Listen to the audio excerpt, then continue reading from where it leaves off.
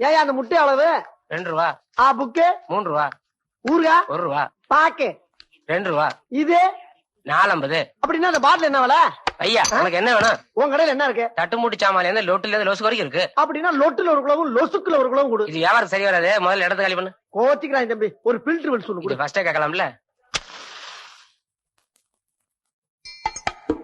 ஆஹா, பெரிய மீன் சிக்காது போல் இருக்க. சின்ன மீனை வச்சு பெரிய மீனை பிடிச்சிட வேண்டியதான். பாப்பா, உன் பேர் என்ன? ராணி. உங்க அம்மா பேரு? குமுதம். உங்க அக்கா பேர் என்ன? தேவி. அப்படின்னா உங்க அப்பன் பேரு ஆனந்த விகடனா? இல்ல, நக்கீரன். ஆத்தாடி, என்ன பேப்பருக்கு பிறந்த ஃபேமிலியா இருக்கும் போல் இருக்கு. இதுக கிட்ட வாழாட்டோம்னா தலைப்பு செதில வந்துடும். வரட்டா? ராமநாதா, மாப்பிள்ளைக்கு பொண்ணை பாக்கணுங்கிறது இல்ல, பொண்ணுக்கும் மாப்பிள்ளைய தெரியும். இன்னொன்னு, நீ மாப்பிள்ளைக்கு என்ன பண்ண போற, என்ன செய்ய போறங்கிற பேச்சுக்கு இடம் இல்ல. என்ன, உனக்கு இருக்கிறது ஒரே பொண்ணு.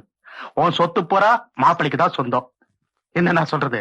ஏன் மாப்பிள்ள, நீங்க தான் சொல்ல நினைக்கிறீங்களா? நான் மஞ்சு கிட்ட கொஞ்சம் பேசணும். அது சரி, இந்த காலத்துல பொண்ணு மாப்பிள்ளையும் மன விட்டு பேசினாதான் ஒருத்தர் நல்லா புரிஞ்சுக்க முடியும். அதுல ஒண்ணு தப்பு இல்ல. என்னப்பா?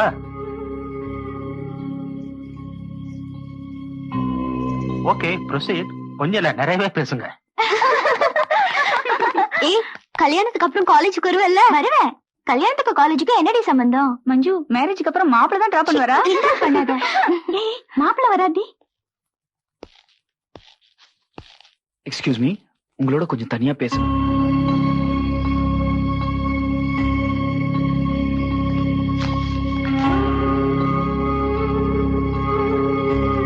நான் சொல்றத கேட்கறதுக்கு உங்களுக்கு கொஞ்சம் கஷ்டமா தான் இருக்கும்.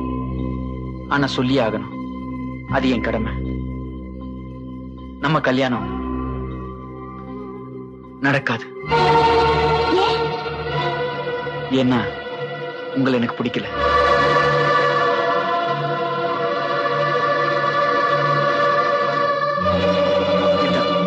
இந்த கல்யாணம் நடக்காது, உங்களை எனக்கு பிடிக்கலன்னு சொன்ன உடனே ஒரு நிமிஷம் மௌனமா நின்னு யோசிக்கிறீங்கல்ல, இதே மாதிரி உங்க அக்கா உனக்கு யோசிச்சிருந்தா அப்படி ஒரு சோகமான சம்பவமே நடந்திருக்காது.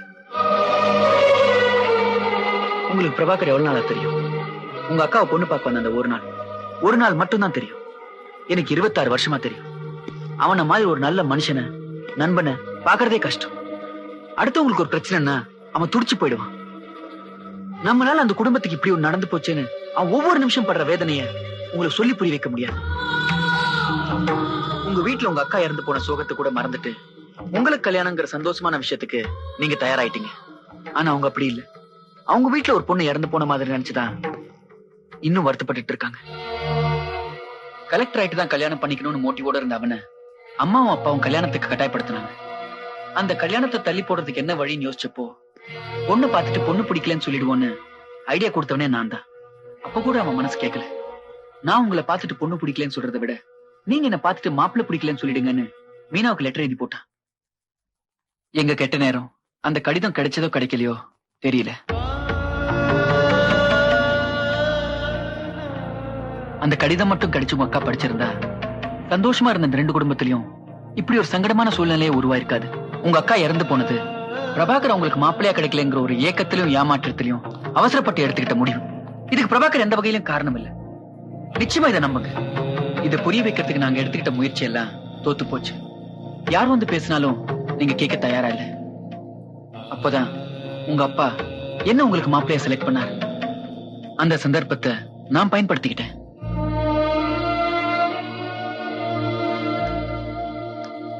நான் உங்களை கல்யாணம் பண்ணிக்க போறேன்னு தெரிஞ்ச உடனே என் வீட்லயும் சரி, என் ஃப்ரெண்ட்ஸும் சரி, எல்லாரும் என்ன வெறுத்தாங்க. அப்ப கூட எனக்கு வாழ்த்துக்கள்னு சொன்னது என் பிரபாதான். உங்களை விட இன்னும் வசதியான இடத்துல இருந்து கூட எனக்கு பொண்ணு கிடைக்கலாம். ஆனா பிரபா மாதிரி ஒரு நல்ல நண்பன் எனக்கு கிடைக்க மாட்டான். உங்களுக்காக, உங்க அப்பா கொடுக்கிற கோடிக்கணக்கான சொத்துக்களுக்காக அவன் நட்பை இழக்க நான் தயாரா இல்லை.